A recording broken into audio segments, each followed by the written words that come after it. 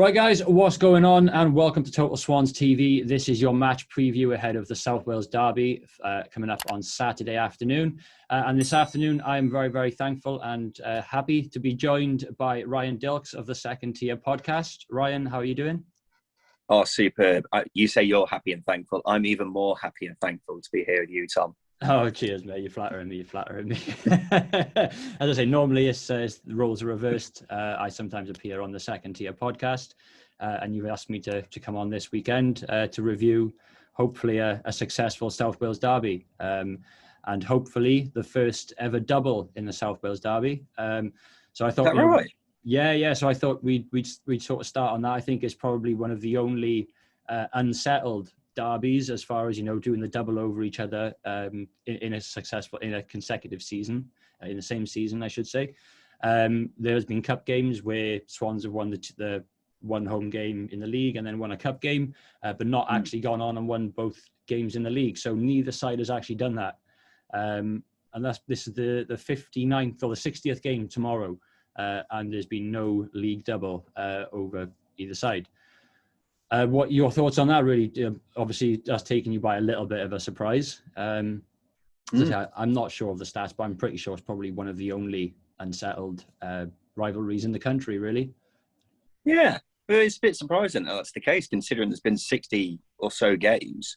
So from that perspective, I suppose it's important for Swansea fans, isn't it, to make sure they get the first ever double over their South Wales rivals, and then for Cardiff it's important to stop it from happening. But I think it's important as well in the fact that both teams have still got loads to play for this season. I suppose if Cardiff lose, then their playoff push might just be about over, whereas Swansea, as we all know, are still chasing for that top two place. Watford look like they're flying at the moment, and they can't afford to lose any ground. Brentford are still very much in it as well. And then you got Barnsley over your shoulder as well, who have got a high chance maybe. So it's important in many different aspects. Yeah, I mean, I think we've seen the last few seasons, all it takes is a run towards the end of the season and your position in the league and your sort of end season targets completely change. And yeah, you touched on it, credit to Barnsley. And the same sort of thing for Cardiff. Since the last time we played them in December, December 12th at Ninian Park, at the Cardiff City Stadium. Obviously, Jamal Lowe getting the brace there, not scoring in, I think it was 7 games before that game, picking up a brace and then going on to score, I think, 7 in 7 after that. So, as you say, Cardiff have changed a lot since that first game. Mick McCarthy obviously coming in for Neil Harris, going on a fantastic unbeaten run. I think it was 10 games unbeaten, picking up maybe 5 draws or 5 wins and 5 draws as well. But of course, their sort of results have dropped the last few games. No win in 3. But yeah, as I say, 10 games unbeaten. Lots has changed since the last game. Do you see that taking any sort of effect into the South Wales Derby tomorrow? Well, I think you've got to keep into account the old cliche that form doesn't matter going into a derby. But in this case, I suppose it doesn't really matter because I think Swansea, even though they've managed to pick up quite a few results recently, they haven't played very well now for a good couple of months at least, whereas Cardiff were going very well, weren't they? And then things have just dropped off, really, since Mick McCarthy got a new contract. Funny enough. Yeah, funny enough. So it'll be interesting to see and to kind of touch on, following on from what you were saying a second ago. Obviously, both sides could do with a fantastic run of form between now and the end of the season. And whoever wins, this could be the trampoline, I suppose, for them to go on to better things. Whereas the other one, who knows what it could mean for them for the rest of the season. Yeah, I mean, as you say, both sides with plenty still to play for. Cardiff with their most recent few results, and then the teams around them. Barnsley still storming. They slipped up midweek. But yeah, it's very, very crucial now to go into these. We're into the last 10 games as it is, to go into them, all guns blazing and try and pick up maximum points. It's a bit unfortunate that the international break, I think, comes after this game. I believe it is. So, if the result doesn't go your way, you kind of want another game immediately to get straight back into it and sort of bounce back. The one fortunate thing, I suppose, to touch on is Swans have still not yet lost consecutive games this season. We've been in a position to do so a couple of times, but managed to either get the draw or pick up the 3 points. And you guys on the podcast have alluded to that, especially the last few weeks. Our dodgy penalty decisions and that sort of thing kind of have kept us in the games and sort of helped our league position when other teams around us haven't also been doing so well. But yeah, form certainly does go out the window, I think, in a derby. And for us, I think especially it does in the South Wales derby. There's barely anywhere between us as far as miles on the land. And with Cardiff's unbeaten run of 10, obviously they've dropped points lately. They've sort of closed the gap in the table as well. I think they were 15th when Mick McCarthy took over, 17 points off of Swansea. And that gap now is massively reduced. But thankfully, we have been able to sort of grind out certain results, because for a moment it was looking like we were going to slip down the table, not picking up as many points as we were at the back end of last year. But form does go out the window. But looking at both sides' recent form, Swans having lost midweek, Cardiff I think drawing again. Which way do you see it going? Well, that's the big question, isn't it? But based on how both teams have looked going forwards recently, it could very well be the case where it's just a boring 0-0 draw. That's the fear of it. Well, that's it. And both sides are good defensively. Swansea's standards have dropped compared to earlier in the season, whereas Cardiff's have improved. But they're still good defensively. It's just going forwards, they're both struggling a bit, aren't they? So it could very well be a 0-0. There's a lot to play for as well. It's a massive game for both sides, and nerves could play a part, I suppose. Yeah, and with that, I think it's been clear for any neutral fan, especially for the Swans fans, to see that for majority of this season or all of this season, we really, really have struggled going forward. And it's hard sometimes to have that perfect mixture of a really good defence, the best defence in the league for what we were for. I don't think we are anymore, but we were the best defence in the league for 30 games.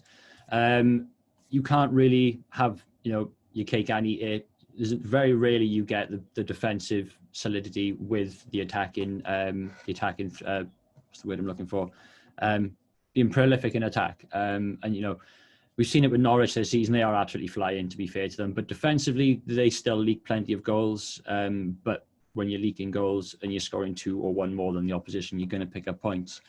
And that's probably been one of the main struggles for Swansea this season, is where a draw shouldn't have been, the end result, but has been with a little bit more clinical finishing. We probably could have won the game, because defensively we have been solid for majority of games.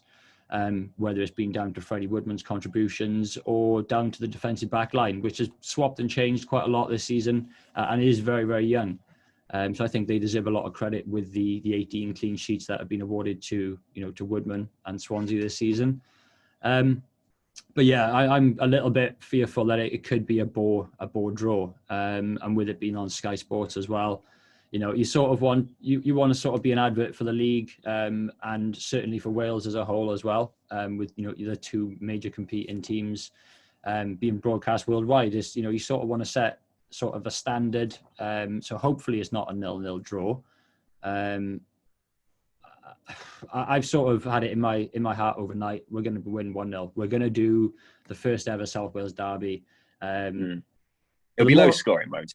Yes, absolutely. Yeah, I don't think the GX on it's going to be very high at all. We're talking maybe a goal. Like I've been doing live streams recently for all the games, live watch-alongs, and you get some really random people coming in, mainly because they have bets on the game, and they come in and they ask, "Oh, what is it going to be over 2.5?" That was the Blackburn game. Somebody came in 30 minutes in. Is this going to be over 2.5 goals? Like, is it going to be 3 goals in this game?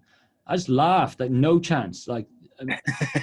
No chance. We scored 3 goals in 2 games this season, and one of them was an FA Cup game, and the other one we won 3-2. So uh, we're just not prolific in front of goal, and that I think has sort of cost us, especially in the last few months. You've touched on it on the podcast. Jamal Lowe just hasn't been firing on all cylinders. Ayu's sort of been carrying us a little bit. But obviously, other than the obvious for tomorrow, other than Andre Ayew, who do you throughout the season, who have you identified really as Swansea's danger men, I suppose? Because for me, it's been the wing backs. Oh yeah, I 100% agree with that. Connor Roberts has been the best right wing back in the division this season. He's been absolutely superb. He's had the best season of his career, and still a young lad, isn't he? I think he will only get better. And the width that he provides, along with Bidwell or Manning, I've always preferred Bidwell to Manning, really. But I think the width they provide is so important for Swansea, because if they didn't, then obviously there wouldn't be any width, because they don't play with wingers. Yeah. I mean, like I say, we've really struggled up top for a number 9. And with Andre and Jamal not really being central players. Sometimes, when we're getting forward down those wings, they are getting into the centre a bit more, but it's showing that we are really, really lacking that, out and out goal scorer, that striker, somebody, just to 30-yard shot every now and then, maybe take on one man and have a pot shot. I watch a lot of the championship games, and you just see it from Norwich. I can't give them enough credit this season. They've absolutely stormed it, and the way they're playing football is really good. And they won without Buendia as well, which is a massive shock the other night. But yeah, we've really, really struggled in the final third of the pitch. We're creating opportunities, but we're just not taking the chances at goal. And with Cardiff, I think one could do with a number 10, because I know Hurahan's come in, but I don't really see him as a number 10. I see him as someone who is better off when he's a bit deeper, maybe playing alongside. Sort of a holding role. Yeah. I think not even holding, maybe just as like a number 8 instead. Do you know what I mean? Yeah. I mean, I think we've seen the quality that he possesses, whether it's set pieces or having a shot from 30 yards out. And that sort of rubbed off on Matt Grimes as well when he first came in and was playing well. But I think what's frustrated Swans fans with Hurahan this season is he delays the build-up play going forward a bit. It's not as free-flowing through him. So if the ball arrives with him, he sort of holds it up for a few seconds, which is fine in certain situations. But I think just identifying the fact that we are on a counter-attack, get the ball forward up to Bidwell out on the left or Roberts on the right, and then get in the middle, and because he's got some height on him, which we've not really got a strong, a very tall team. So putting the ball into the box for Andre's great with his head, but he's not the tallest of guys, which then brings me to Cardiff City's forward in Kiefer Moore, the 7'2" absolute beast up top. I think highest aerial duels won in the league this season, which is a pretty crazy stat, I think, for a forward, unless you're playing direct sort of football, which Cardiff have. When they did, we're under Neil Harris, and then Mick McCarthy has come in, and it's pretty, for me, I think it's pretty much the same sort of football. They've tightened up defensively, but I've not seen a change in style. I don't know about you. No, you're absolutely right. Mick McCarthy has never really been known for playing particularly sexy football, has he? No. But at the same time, that side has got to play to its strengths, and its obvious strengths is playing long balls and getting it up to Kiefer Moore, who is, as you mentioned, a beast of a man. He's been fantastic all season, no matter who the manager is. Even when Cardiff was struggling earlier in the season, he was fantastic. So if Swansea do want to get a result, then they need to make sure that he is kept quiet, because if that happens, then Cardiff don't have much else, which is a bit surprising when you've got the likes of Ojo, Wilson, Hoylett. These are very good players at this level, but haven't really performed to the standards I expected this season. But as long as you get a leash on more, then you go a long way to getting a result. Yeah, and like I said, with Harry Wilson, I think he was linked with us just before going to Cardiff, and I think he may have fitted into our sort of system a little bit better. But he decided to stay a bit further east up the M4 rather than coming down west. And it might work out successful for him. But I don't think he's really hit those sort of peaks which people were expecting this season.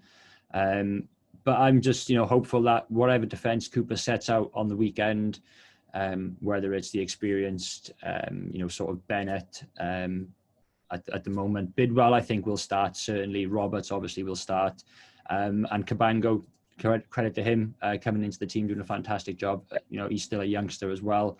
And Joel Latibeaudieu from Man City, he's been absolutely amazing. He was unfortunate that the credited with an own goal against Bournemouth the other night, but I think he's doing a pretty solid job. But I think it is key to keep a leash on Kiefer Moore. I think that's the obvious sort of danger man for them.